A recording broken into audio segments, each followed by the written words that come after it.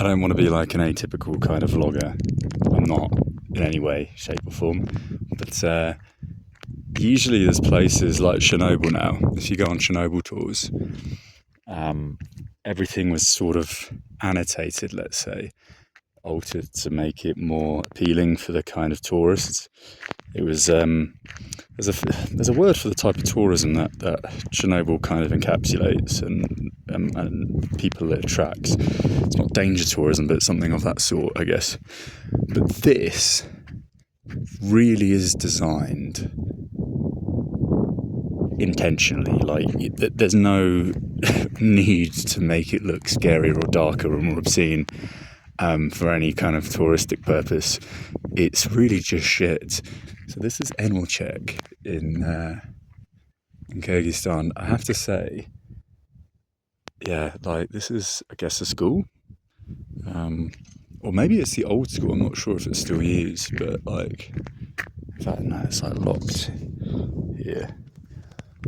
But yeah, like, isn't it just so dystopian having like a Christmas tree that was never taken down? How is that possible? Like, at what point does a society collapse, you know, where a tree isn't removed? Like, how does that even work? Because, I mean, for a start, it's not really a Christian place, but I guess it must be Soviet. This must be, there's no churches around, although there is a cat there. Cat eyes, spotting these cats. Ooh. But yeah, this is obviously like a Soviet mining town. There's mines up there, up in the valleys. In fact, dotted into the hillside everywhere. There's some kind of remnant of the mining. But yeah, I mean, you know, Christmas tree isn't really something that you see at all in Kyrgyzstan, really. So to have that there preserved in what I'm assuming is the original school that is not entirely used. I know there is another school somewhere else, but yeah, it's bizarre, isn't it? And then everything's just like poorly kept. You'd think in places like this, I mean, it really is atrociously ugly, but you'd think in places like this where there's apparently exactly 37 families that live here, and it's all very close-knit. This is literally all that there is in terms of civilization, in inverted commas, for around 3 hours that way, 3.5 hours back to Karakol, and that's as close as it gets. There's nothing else. So you'd hope, or you'd assume, that people would kind of make the best of that situation, right, and kind of keep everything relatively tidy for, you know, for themselves, to kind of keep sane in an environment where it's fucking, you know, -20 in the winter, completely cut off, and then in the summer you've just got a trickle of tourism. I'm here peak tourist time, right, and there are tourists. There are Kazakh tourists in the guest house. There's 2 guest houses here. Three guest houses actually, but there's 2 that are real guest houses. And then yeah, I hitchhiked, but I walked for about 3 hours. Started the day at 5:30. We're going to go into all of these because I've made the effort to come here and it's been a pretty crazy day. So I promise there's going to be lots of clips and stuff. And yeah, not all in this video, but this is just the intro, I guess. I need to stop rambling. So 7:30, I ended up actually getting to the road. Got slightly scammed. I say slightly because it was borderline consensual. And yeah, then ended up getting picked up and driving all the way here. And I started counting the cars before I was picked up, actually, to give other tourists in a backpack hostel I was staying at, who planned on coming here, a sort of an idea of how long it might take to kind of hitchhike, and just for my own kind of sanity. Just when you're walking for potentially, you know, could have been 2 days of walking if no one picked me up, although I'm always very optimistic I'm going to get picked up within 3 or 4 hours, which is exactly what happened. But counting the cars is an interesting thing, especially to make a post on Caravanistan or other such sites for other prospective tourists, you know, giving them an idea of, okay, so if you're out on the road for X number of hours, these are the number of cars that you're going to expect. And I even listed the cars in a fashion where there was a description attached, so like SUVs, old bangermobiles, those kinds of things. So then you can kind of gauge the proportion of tourist vehicles which never pick you up, unless they're domestic tourists, which is what happened to me, which I wouldn't really count as tourism. I mean, yeah, you can be a tourist in your own country, but in a small country like Kyrgyzstan, I don't really see it as the same sort of tourism. So people are generally more kind of friendly and they do pick you up. So yeah, that's what was going on. Oh my god, this is like a tourist bangermobile up here. I'm sure it is. Or is it just a regular truck? I'm not sure. I thought I was sure. There's loads of tourist mobiles that do the off-roading, especially in the winter, that look like this, and you like can just throw a ton of people in them. But actually, that's an open wagon, so that's not what that is. Anyway, yeah.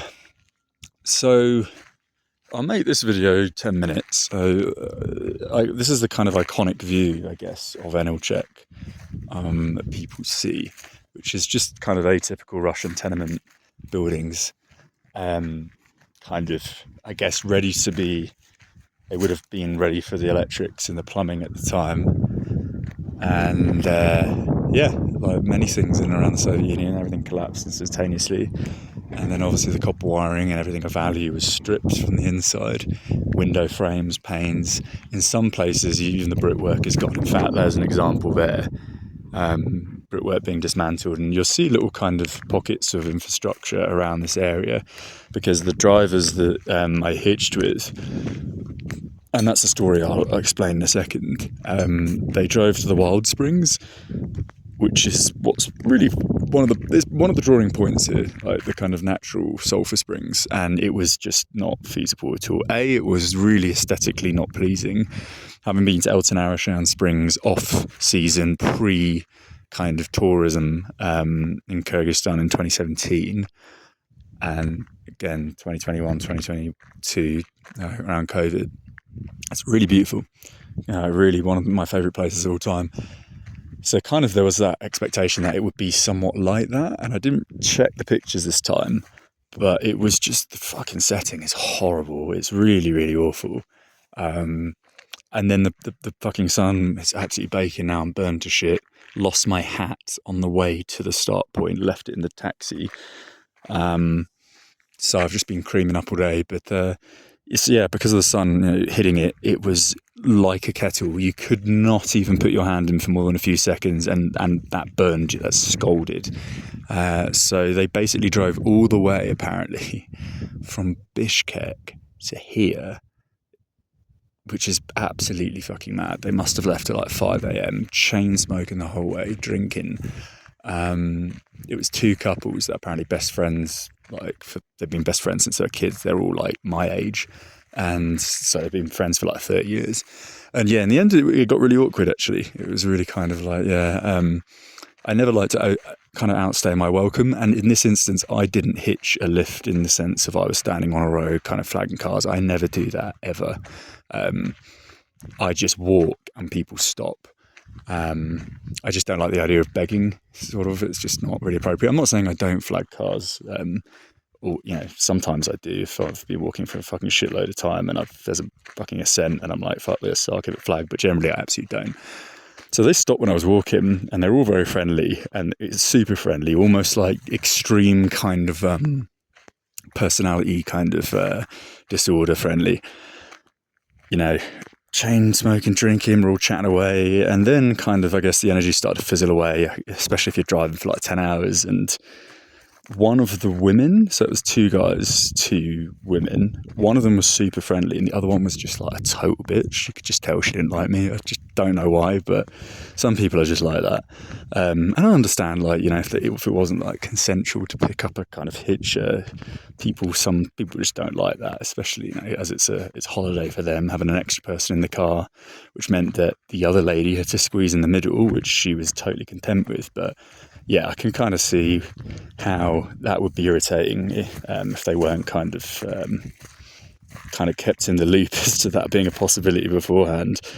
But yeah, so we ended up going to the hot springs, and they were just thoroughly disappointed, absolutely super disappointed, and they got a bit angry, I guess, at one another. Just that they travelled all this way for something that I guess is supposed to be picturesque, serene, like, we're going to dive in the pool. We even collected wood because we're going to have a fire and start cooking next to it. And then it was just like over in 5 seconds. It was that shit. And yeah, then he was a bit pissed off, and he kind of was like, oh, in fact, he didn't even say that. One of the women were like, oh, are you coming back or are you staying here? Sort of like, we don't really want you in the car, which I totally get. Like, they invited me up to the spring, but I could tell pretty quickly that, yeah, they just didn't really want me there. Not that that made a difference to them leaving, but yeah, it just got really awkward. So then I said, oh no, I'll stay tonight in one of the guest houses here, which is fine for me. Like, I'm content with that. I think it's like 4:30 now. It's 4 o'clock then. This has just happened. So the idea of trying to hitch a lift now back, I have not seen a single car. This is the scary thing. There's really not many people. And again, just like Kelsey, this hitching example seems to just be a complete anomaly. I get so lucky when I try and venture out to these sorts of places where not so many people go. I thought there'd be more people here than there was at Kelsey, but Kelsey had a lot of people, whereas this place, I guess it's just not as scenic. It's just not as beautiful, even though it's technically more accessible. There really aren't that many people. And yeah, so it might be difficult. It might be tricky tomorrow to get back. But even the guest house I'm at, they're not very polite. These people probably aren't from here. They go in buying a house. There is fucking nothing, I imagine, like literally a few thousand. You set up business for like 2-3 months a year and you make decent income. I'm assuming, anyway, that's what it was like in Kelty. But I had the choice of 2 guest houses actually, but even though I saw the other one, because we stopped with the drivers before going to the Wild Spring because they needed to buy some bootleg fuel because there's no gas stations, so they were almost out. The other one was actually much nicer, and it's the exact same price because, of course, they all rigged the prices amongst themselves, but it was a lot nicer. Whereas this one, yeah, she's just not friendly, and that just ruins the vibe, I think, of a guest house. Imagine just not being friendly to a guest. That's the thing. It's all about money to them. Like, they try and sell you, like, oh, no, you want breakfast, you want dinner, you want this bullshit horse riding. People have become so greedy in Kyrgyzstan. Of course, there's, like, friendly people as well, but again, I've already mentioned and reiterated multiple times in previous video, since the road construction's pretty much been done around Issyk, and the influx of tourism is absolutely awful, man. I can't begin to explain without ranting and sounding negative to the listener how much I like and love Kyrgyzstan, and I've been here officially in terms of like stamps in and out 25 times since 2017. Lived here in Karakol, 3 hours away, over a year. And just seeing what happens every time, just like Southeast Asia, where you get all of these dickhead tourists that come along, these cunt middle-class families that have no concept of anything. Like, you have to listen to them at the cafes, like, should we get some chips, darling? Do you want a Coca-Cola with that? Like, do they have Uber here? Literally all the thick stereotypes. And then, like, they go and just spend stupid money on things. Sometimes they're scammed and ripped off, but because of that, they set this precedent that all tourists, or there's a sizable possibility that tourists are going to spend that. So from the perspective of a guest house, the normal guest house price in Kyrgyzstan should be around $9-10, and now there's people paying fucking 60-70 euros a night for a shitty room, which you could rent for fucking 4 months like a year ago. And now it's like, well, let's just keep the price at that, because we have to fill that room with 6 guests at the normal price when we're playing the odds and banking on every fucking 6 guests. There's going to be one fucktard that's going to spend like 60 euros. And people do. People really, even the backpackers I've met, people like students on budgets, they're fucking thick. Like, what they're spending is just obscene. Like, just, I don't travel to Europe anymore, Western Europe generally, for the most part, and I hate it, and I hate the people, and I hate the people in the US and Canada and Australia and New Zealand as well. For the most part, most people, and everything is just exemplified, reiterated by every one of them I meet. Year on year, it gets worse. People become more and more incompetent, and it's the same disease. And again, this is sounding really negative, but it's the same disease that I've seen since, well, before I travelled. The reason I arguably was inspired to keep traveling, because people have just become completely fucking removed from reality, and they've become complacent with low standards. They've lost morality and ethical stature. There's just nothing of value to 99% of people in the West anymore. And it's the same disease in a globalized world that transitions across to countries that have their economic boom periods, like what's happening now in Kyrgyzstan. You get just money comes in, and the domestic population, sizable proportion of them, lose their morality. There's no difference between someone that's Kyrgyz or Albanian or Angolan or British or Brazilian or whatever. If they're all subjected to the same system, they will conform in the same way. Eventually, they will become the kind of epitome of greed. The system is so sick, really, and that is again why I would never settle in those places in the world. But that's also a reason why you really have to stay mobile. I mean, Kyrgyzstan up until very recently was a great place to live. Like I said, it's been 8 years I've been visiting, and it's literally click of a finger and everything changes. A road brings in so much development which crushes any sense of kind of ethical standing. People will just, we can just fuck this person and make all this money. And then the first thing they do is they buy an iPhone. The amount of fucking people, it's the same consumerism, capitalism. Anyway, let's go and explore all of Enilchek. Didn't want to rant, but it is the way. So this is basically like, I'll give you 4 minutes of this. I'll have to cut it off at 20 now, I promise. And then there'll be loads of other random clips. Fuck, this is what I didn't want. Asbestos. So as far as I'm aware, if you don't bother asbestos, then it doesn't release essentially asbestos spores. It's not the right terminology, but I'm sure you know what I mean.